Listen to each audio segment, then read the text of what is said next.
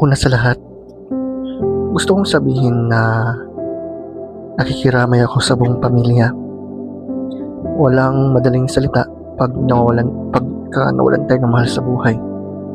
Lalo kung biglaan aksidente. Baka napatanong po kayo, bakit nangyari to? Nasaan ang Diyos?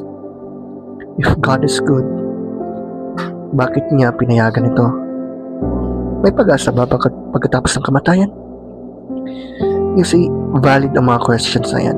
Even in the Bible, may mga taong nagtanong din sa Panginoon habang sila ay nasa gitna ng pagdurusa. David, Job, even Jesus himself on the cross when he asked, my God, why have you forsaken me? You see, hindi naman kasalanan magtanong eh. Ang mahalaga, saan tayo hahanap ng sagot? At kung nakikinig ka man at nasa gitna po ng pagdadalamhati, para po ito sa inyo, whether your loved ones had died in natural way, accident, or whatever it is, this is for you. At gusto ko pong i-share po ito sa inyo. Hindi lang ito for the comfort only. Gusto kong i-share kung bakit may matibay na rason para magkaroon tayo ng pag-asa bilang mga Christians, even in the times of grief. Now, why God allows it? Bakit pinayagan ng Panginoon ang sakit at kamatayan? Kung siya ay all-powerful and good, bakit may aksidente? Bakit may kamatayan? Bakit may pagdurusa? Hindi ko masasabi na alam ko lahat ng dahilan ng Diyos. Hindi natin alam eh. Pero may ilang bagay na malinaw. Una, ang evil at suffering ay hindi original na plano ng Panginoon. When God created the heavens and the earth, sinabi niya na ito ay very good, mabuti, walang kamatayan, walang sakit, walang kasalanan. Pero binigyan tayo ng free will, kakayahang magmahal, mamili, mag-decide. Kasama ng tunay na freedom ay ang possibility ng evil. Dahil kung walang freedom, hindi tunay ang pagmamahal. Maraming suffering sa mundo ang resulta ng broken world because of the sin of man. Hindi ibig sabihin na bawat aksidente ay direktang parusa ng Panginoon. No? Pero ibig sabihin, tayo ay nabubuhay sa isang mundo na hindi perpekto o hindi na perpekto. Mapapatanong na nga eh, bakit hindi na lang pigilan ng Diyos ang lahat ng masasamang pangyayari? Pero isipin nyo guys, mga kapatid, kung alisin ng Diyos ang lahat ng kasamaan ngayon, kailan siya magsisimula? Sa mga mamamatay tao? Sa mga kurakot? Sa mga taong nagsisinungaling? Sa mga taong galit? Paano kung umabot sa atin? All have sinned and fall short of the glory of God. Lahat tayo ay makasalanan at nangangailangan ng biyaya ng Panginoong Diyos. At ito yung magandang balita. Hindi tayo iniwan ng Diyos sa pagdurusa. You see, Christianity lang ang nagsasabing ang Diyos mismo ay pumasok sa ating sakit, sa ating suffering. Jesus is not distant to us. He is God who experienced what we human beings experience. And yes, He died on the cross for us. Kaya, hindi siya yung point na wala siyang paki or what. Naintindihan niya tayo mga kapatid. Ngayon, tingnan po natin concerning to the resurrection of Jesus. Kasi itong susi ng lahat. If Jesus did not rise from the dead as what the Apostle Paul said, walang saysay ang ating pananampalataya. Ngunit kung siya'y muling nabuhay, then God exists. May afterlife, may forgiveness, at ang ating buhay dito sa mundo ay hindi katapusan. Gusto kong ipinpoint po ang mga evidence mo, no? Na number one, we all know that Jesus died by crucifixion. That tomb was empty. Walang laman ng libingan ni Kristo. On the third day, na kahit ang mga kaaway niya, hindi nila sinabi na nandyan pang katawan. Ang sabi, ninakaw daw ng mga disipulo.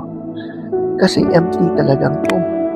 At ang unang nakakita pa ng empty tomb ay mga babae na noong panahon na yon ay hindi mataas ang credibility sa korte. So kung gawa-gawa lang yung kwento, bakit babae ang unang eyewitnesses? Also, maraming eyewitnesses ang nagsabing nakita nilang si Jesus ay buhay na buhay. Hindi lang isa o dalawa. Sabi nga ni Apostle Paul, mahigit 500 katao ang nakakita sa kanya, na nakakita kay Kristo na nabuhay muli. And by the way, people may die for something they think is true, pero hindi sila mamamatay para sa bagay na alam nilang kasinungalingan. So marami sa mga disipulo ang pinatay dahil sa testimonya nila na si Jesus ay nabuhay muli. Hindi sila yumaman, hindi sila naging powerful politically. They suffered because they are sure that they saw Him alive again. And take note, itong mga disipulong yan, nung si Jesus ay dinala doon kay Pilate hanggang sa ipilako sa krus, nagduduwag ang mga disipulong yan, nagtatago, nagdududa. Pero after that, weeks after the crucifixion, lumabas ang mga disipulo na matatapang, and they're willing to die for what they witnessed.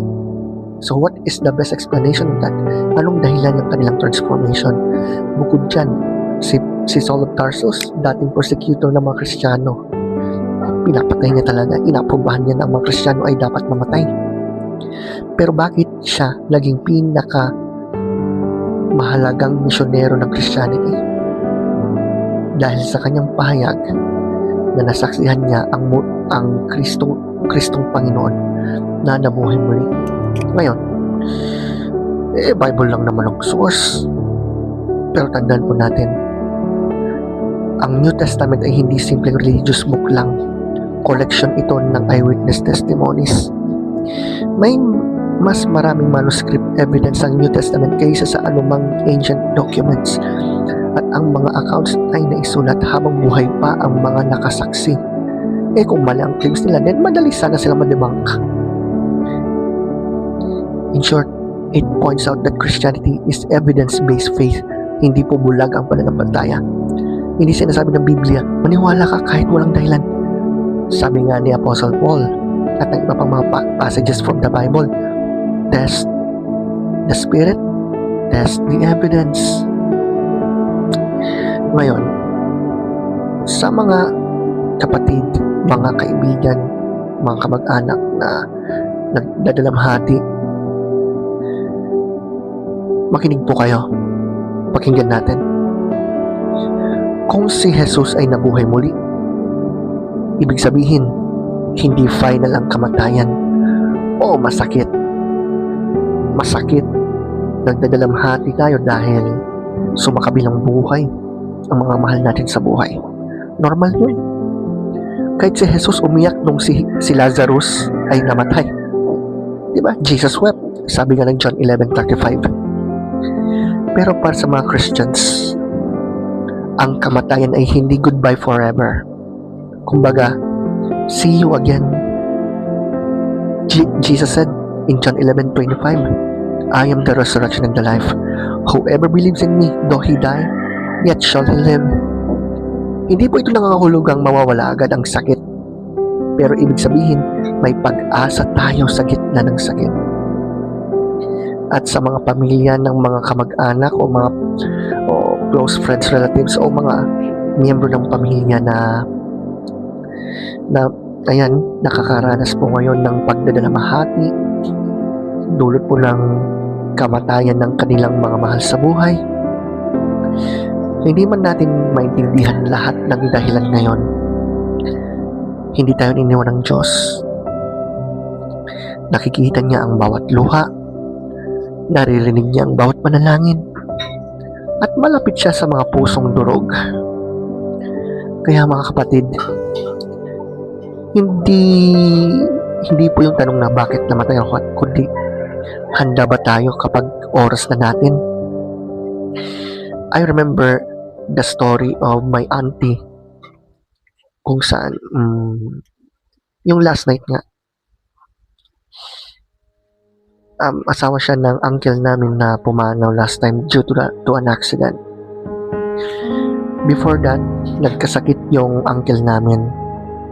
Then, may mga pastors na pumunta doon, pinag-pray, pinag-sharean ng gospel, and after that, our uncle accepted Christ as Lord and Savior in his life.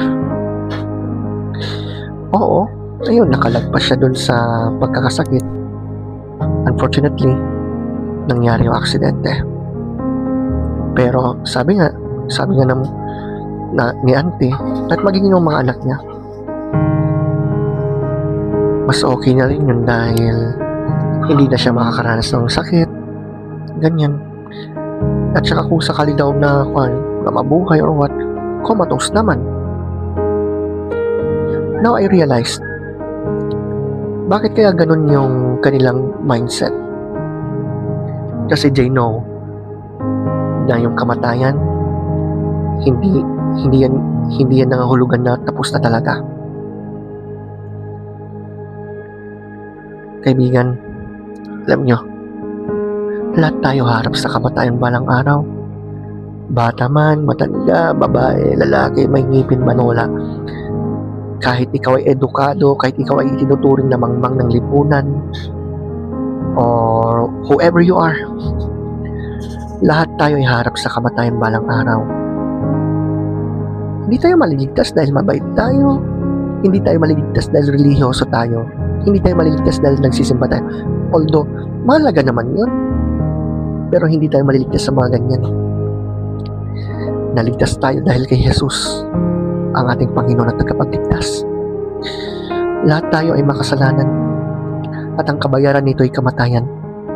Subalit mahal tayo ng Panginoon kaya siya'y naparito, namatay para sa atin. Inako niyang kaparusahan natin. Pinatunayan niyang siya ay Diyos nang siya'y muling nabuhay. Ngayon, ang offer niya ay kapatawaran at buhay na walang hanggan sa lahat ng magsisisi at magtitiwala sa Kanya. Hindi niya ipinapangako na magiging madali ang buhay. Subalit, ipinapangako niya na hindi tayo nag-iisa. Ipinapangako niya ang buhay na walang hanggan. Kaya, this message is particularly sa family ng uncle namin na pumanaw at maging sa mismong relative namin kung saan pumanaw ang lola ko noong March. Ito po ay encouragement po sa atin. Okay lang na umiyak, okay lang na masaktan. Dahil totoo naman na lahat mamamatay. Subalit wag po natin kalimutan na ang muling pagkabuhay ng ating Panginoong Hesukristo ay nagpapatunay na ang kamatayan ay hindi ang katapusan ng kwento. May pag-asa, may buhay na walang hanggan, may langit, may Diyos na lang mamahal sa atin. At kung si Jesus ay talagang nabuhay muli, and I believe the evidence shows He did, then one day, para sa mga nananalig sa Kanya, wala nang libing, wala nang luha, wala nang kamatayan. Gaya ng sinasabi ng Revelation 21 verse 4, He will wipe every tear from their eyes. There will be no more death, or mourning, or crying, or pain. Mga kapatid, sa gitna ng pagdadalamhati, kumapit po tayo kay Kristo. Dahil ang libingang walang laman ay nangangahulugan na tayo po'y may pag-asa pa.